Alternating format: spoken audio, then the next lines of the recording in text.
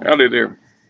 One of the most complex parts of Stellar Frontiers for a lot of people is understanding and utilizing the exchange system. The exchange system is a it's what it is. It's what it sounds like. It is your stock exchange or your uh, list of gathered materials, stuff that you both have in abundance or in storage, and stuff that you need that your factories still need and you can't meet the needs of. One of the ways, of course, the only way you do it on the paper is to have a set of charts like this. I have blanks of these that are in the book at the back of the book.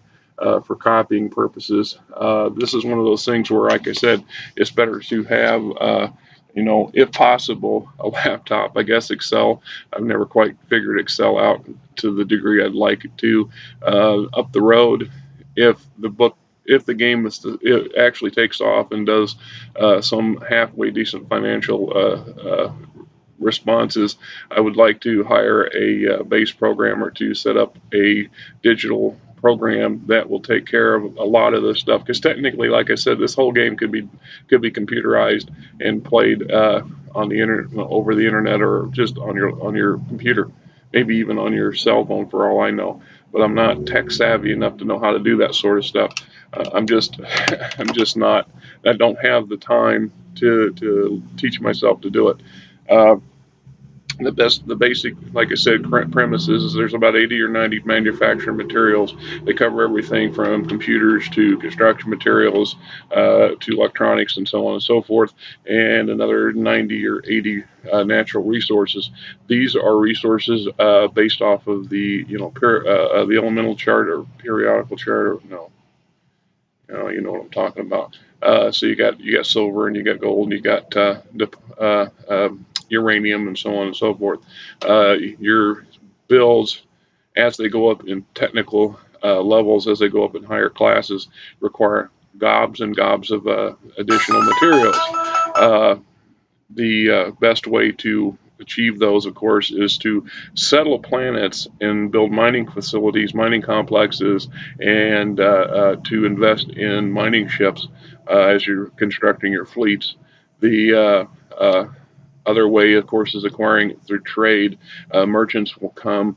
Like I said, the system is set up so you will get ship traffic at every colony at some time or another. Some quite often, some not so much, depending on the development, the class, and the situation of the planet and its exchange.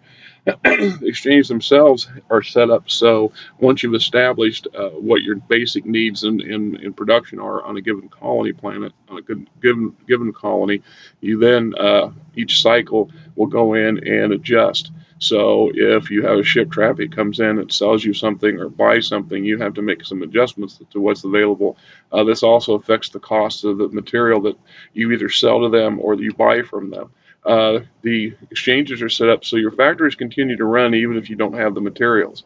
This goes into the negative. So if and I call that gross metric ton for the Stellar Frontiers concept, the MT. If your construction or your factory A complex requires 2 tons of computers every cycle to manufacture all the other stuff that it manufactures, uh, you would have, and you don't have the means to produce that stuff, you would then run a negative a surplus. The surplus would be, I think, the base is something like 0.98, because if you credit times 2, because that's what you got, 2 tons that are negative. So you would be running a negative 1 point something for your revenue source, your revenue stream. Now, what this is implying is that your factories are purchasing materials at a higher rate of. So when a merchant does come along and sells to you, you're going to pay out a lot more at the time, and then that stuff will be billed back to the factory as needed. And this is basically how the speculation system works, I guess, and how the economic exchanges are set up. The Of course, the best way to make a good stream of revenue for your house itself is to find as perfect a balance as you can for all these exchanges. If you can meet all the basic needs, you'll find yourself making a nice chunk of change. Now that, of course, your credit flow goes out the door in other directions, building a military, purchasing materials and supplies and new ship components and other interesting stuff that comes along via these merchants, or once your houses have managed to locate a trade world and established a route to it, you will send ships to the trade world. You will take your surplus resources and sell them, and buy needed materials and resources and other stuff. I mean, the game system, like I said, is designed for layers of complexity. If you keep it basic and simple, then you don't need a lot of this extra stuff. Now, if you want it more in depth, that's up to you. We'll get into things like defense and offense later on, but one concept here is worth mentioning when I'm talking in dealing with this sort of galactic trade. My house has a defense force that comes in several categories. All of them need weapons and armor. Now, your initial factory can produce a small quantity of this or that, depending on what you set. So one cycle you might make 25 rifles. The next cycle you might make 25 light body armor, and so on and so forth. Well, if you've got a company's worth of troops, that's 5 or 6 platoons and a support unit. Potentially, you're going to need a lot more weapons and armor and stuff for these people faster than your factory is going to produce. So there are many outlets to achieving that goal. Second, of course, is we're talking all Tech 1 stuff. So in the beginning, most of your foes will use Tech 1 with a scattering at Tech 2 equipment. So you're not totally outclassed.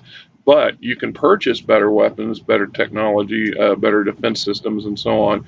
And you'll find it's been my experience that the players that have been helping to run the beta program, uh, they spend the money.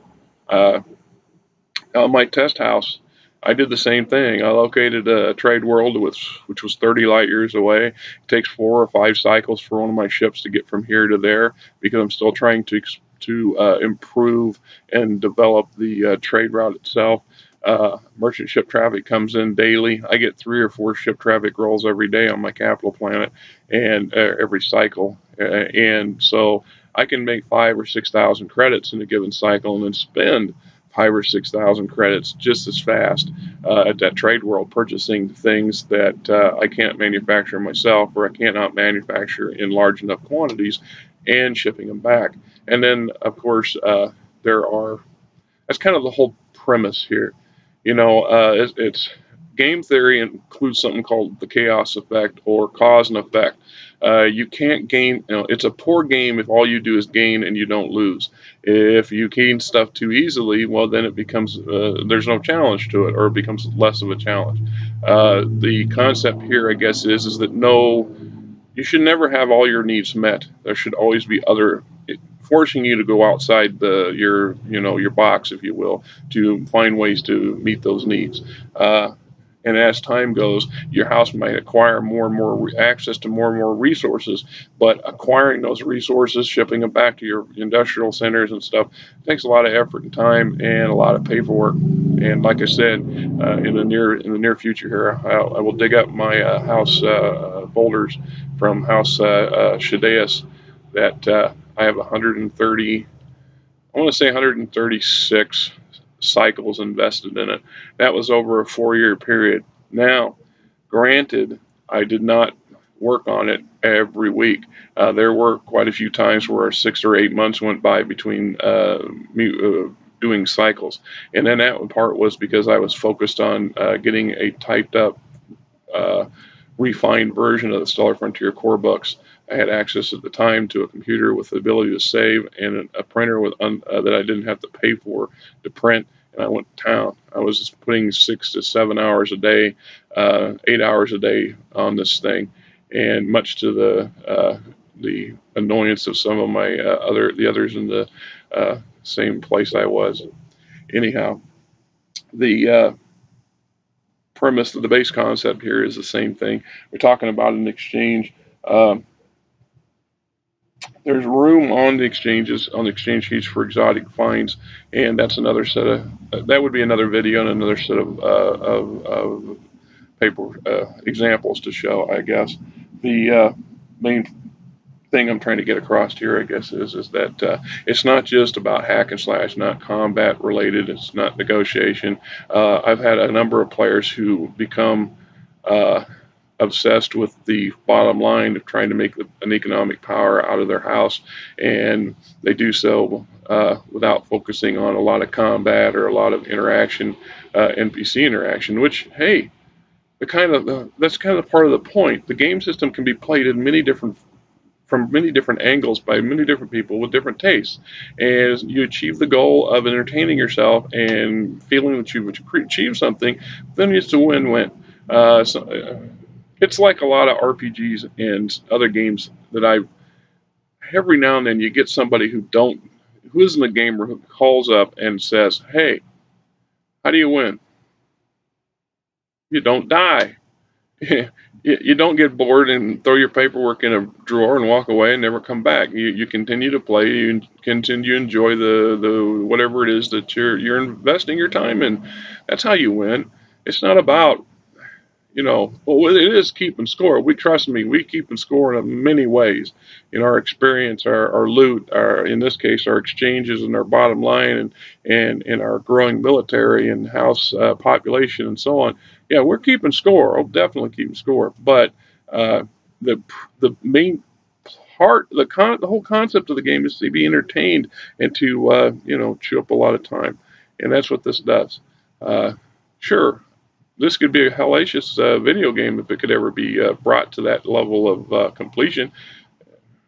I don't have, we're not talking about financing that. I'm just trying to get the money to put together the ISBNs and help me get this thing finished. I lucked into a program with Word that lets me translate PDF files over to read writable files, and I'm in the process of laboriously moving those over so I have a actual digital version of these game books, and I'm trying to clean them up. I've got the as I've said in the early installment, these beta books, they do have, and you'll see them here and there, some scribbles, some notations on in the margins that were for myself to make changes or to make improvements.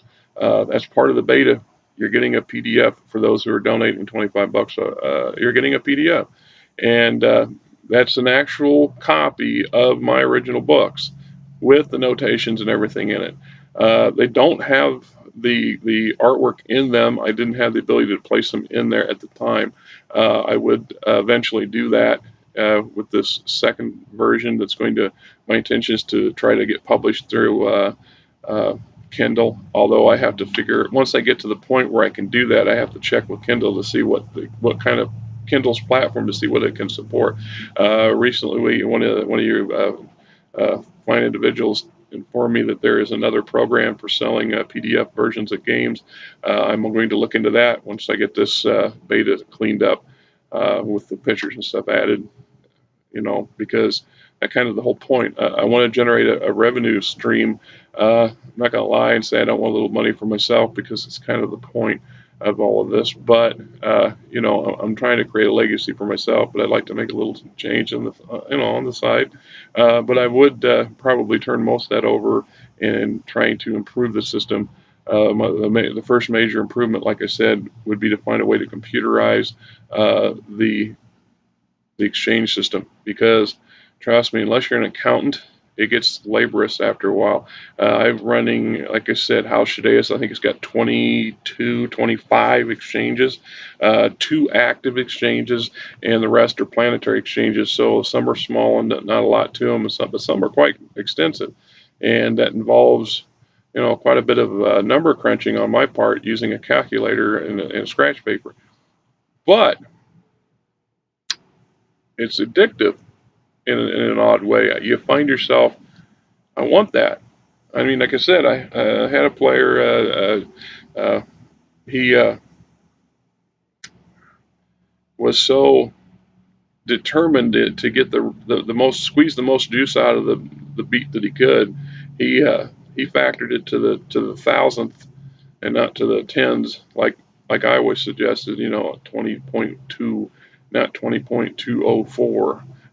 But hey, it's his game. He can do it however he wanted to play it, and that's the main thing here. The game is to be enjoyed, and you play it however you choose to play it. So, like I said, we had another after I was moved to another situation.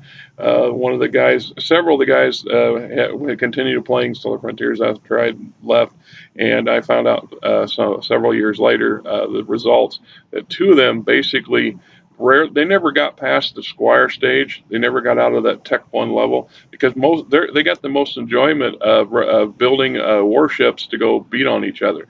They scrape together whatever they could, build the best warship they could with whatever components they could buy, steal, and build, and then go wail on each other, trying to beat the other one into submission, and then limp back the ships. What's left of their ships would limp back to their shipyards. They'd go back to repairing them and gathering the resources needed to do that, and have at it. And they did that stuff for a better part of a year, and that's just an example. There's two different examples of two completely different types of people getting enjoyment out of the game system, and it's not that's kind of the point, right? Thank you for listening to me, and I will try to continue with some of these updates and stuff. I'm not sure exactly what I'm supposed to do with this Kickstarter to try to make it so more people see it. I'm working on that, so I encourage you, if you have friends or associates who are into science fiction, who like sci-fantasy games and books, excuse me, who may need or wish to find a game system where you don't need another person to be there to play. You've seen a couple examples of the charts. That's exactly the way this whole system is set up. The majority of these things can be done without another player present. It can make the games enjoyable to have houses set up near each other and competing with each other. Like I said, I've played it in both ways and watched other people play it in both ways. And the solo play is a convenience factor. You come home from work, you want to spend 20 minutes working on something, or an hour. You want to spend part of your Sunday morning because you're just video gamed out. A lot of people, some of these guys that were video game fanatics and never picked up a pen or paper game in their life until they started playing Stellar Frontiers, and they were amazed by how much creative control that they had, and how much they found themselves investing in it before they even realized they did. That's also a little part of the enjoyment. It is what it is. All right. Well, this video is now getting to be a bit longer than the 15 minutes I try to keep them at. Thanks, and